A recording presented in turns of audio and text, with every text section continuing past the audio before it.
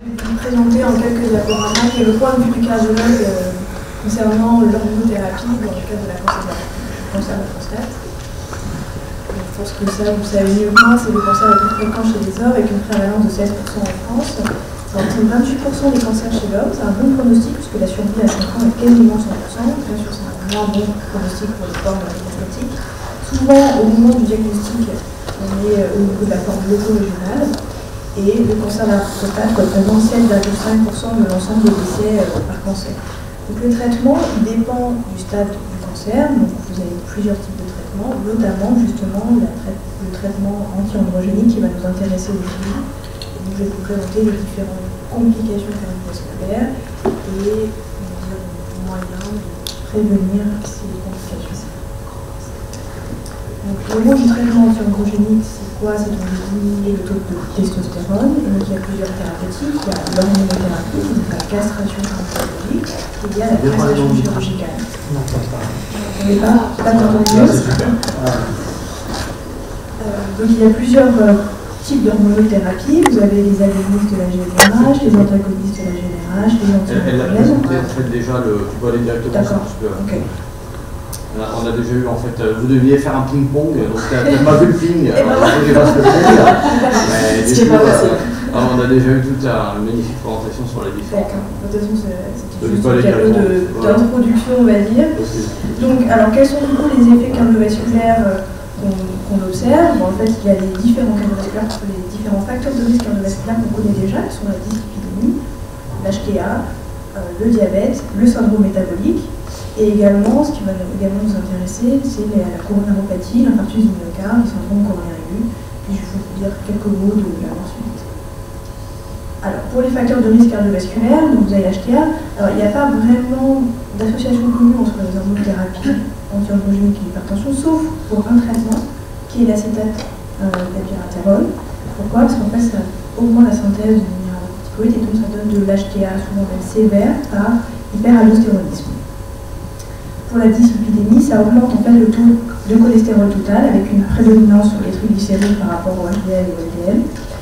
Concernant le syndrome métabolique, il y a environ 36 quand même à 75% des patients, donc une moyenne de 50%. Et enfin pour le diabète, on observe une augmentation de l'insulinorésistance. Donc soit on a des diabètes qui apparaissent chez les patients qui ont une hormonothérapie, soit on a même une déséquilibration, donc chez 60%. Des patients qui ont un diabète préexistant. Ce qui concerne la pathologie coronarienne, je vous montre juste une étude pour vous montrer quand même qu'il y a une augmentation en fait, des événements coronariens chez les patients sous hormonothérapie. Donc vous avez 9,3% des patients qui ont 9,3% d'événements sous hormonothérapie contre 8,9% sans hormonothérapie, ce qui est significatif.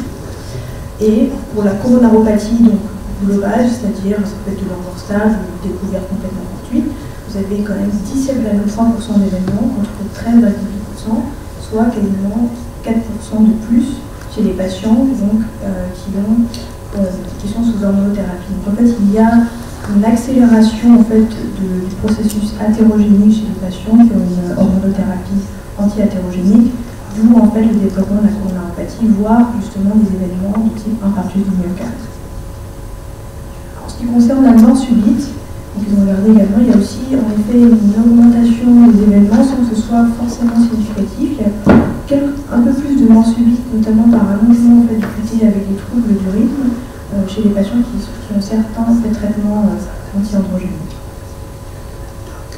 C'est ce que je vous disais, on restait une étude quand même avec 1200 patients et on observait donc des anomalies déjà électriques de base, donc c'est quand même important justement de regarder s'il y a des anomalies de conduction en regardant le QRS et de mesurer l'intervalle QT avant de démarrer les traitements anti-androgéniques.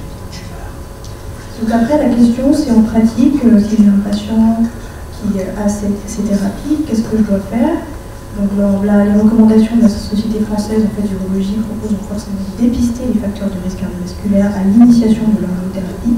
Ce ne sera pas des contre-indications bien sûr à l'hormonothérapie, mais c'est important de vérifier le bilan lipidique, de dépister justement la résistance à l'insuline avec la glycémie à jeun et d'optimiser assez précocement la prise en charge cardiologique en cas de besoin. Et dans tous les cas, il est indispensable toujours de rappeler les mesures de bonne santé cardiovasculaire, donc tout ce qui est mesures hygiéno-diététiques aux patients. J'ai regardé également les recommandations en onco-urologie, qui datent des années 2010. Et vous avez mis là le petit tableau qui résume justement ce que vous propose de faire, en tout cas à visée cardiologique. Donc, toujours pareil, un interrogatoire sur les facteurs de risque cardiovasculaire, donc l'âge, le tabac, l'HPA, la dyslipidémie, le diabète, la sédentarité.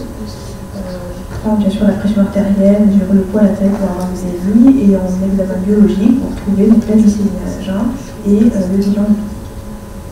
C'est important aussi de mettre le médecin traitant dans la boucle parce que vous aurez tous les patients n'ont pas de cardiologue, et le médecin traitant peut aussi être vigilant justement dans les complications cardiovasculaires de ces hormonothérapies, et lui aussi prescrire le bilan lipidique, la glycémie, et voir la tension, le poids, la taille du patient. Donc ça, c'était les recommandations plutôt américaines qui proposaient un algorithme justement chez les patients qui sont sous hormonothérapie pour le cancer de la prostate, sous la forme de ABCDE. A, c'était pour aspirine, je vais vous montrer après, faut-il vraiment mettre de l'aspirine en prévention primaire. B, donc la tension blood pressure, donc la tension artérielle. C, le cholestérol et le tabac. D, pour le diabète. Et E, pour l'exercice, c'est-à-dire faire régulièrement, comme c'est écrit dans les recommandations. Donc ça, ce sont les recommandations de bonne pratique, en tout cas américaines, pour justement la prévention des complications cardiovasculaires. Alors, est-ce qu'il faut donner de l'aspirine en prévention primaire? Donc il y a plusieurs articles qui vont tous en fait à peu près dans le même sens. Ça ne change rien à la mortalité toute cause. Parfois, dans certaines études, il y a même une augmentation en fait, de la mortalité autre cause que le cancer. Donc en fait la réponse est non, il n'y a pas d'indication à l'utilisation systématique de l'aspirine faible dose en prévention primaire. Là vous avez un algorithme en fait, de prise en charge issu en fait, toujours des recommandations plutôt américaines. Donc une fois que les patients sont diagnostiqués et ont une hormonothérapie anti-androgénique, donc il faut le référer éventuellement à un cardiologue, pas forcément de manière systématique, mais surtout si le patient présente déjà un risque cardiovasculaire élevé. Donc soit le patient a déjà un risque cardiovasculaire, donc en fait il sera pris en charge habituellement en fait, par le cardiologue. Si jamais il y a une découverte des facteurs de risque cardiovasculaire, c'est dans ce cas-là où il est important peut-être de pousser un petit peu plus loin, de voir s'il n'y a pas des complications de ces facteurs de risque cardiovasculaire préexistants, donc éventuellement dépister une coronaropathie sous-jacente. Donc en conclusion, le traitement anti-androgénique soit aggrave les facteurs de risque cardiovasculaire préexistants ou donne les facteurs de risque cardiovasculaire, ça augmente donc ces facteurs, ça augmente également le risque de pathologie coronarienne, ça augmente le risque de mort subite par souvent allongement du QT, et donc c'est surtout la prévention en fait, qui est recommandée en première intention avec les règles hygiéno-diététiques, le dépistage, une surveillance rapprochée avec une application du médecin généraliste. Donc l'aspirine n'est pas recommandée de manière systématique en prévention primaire.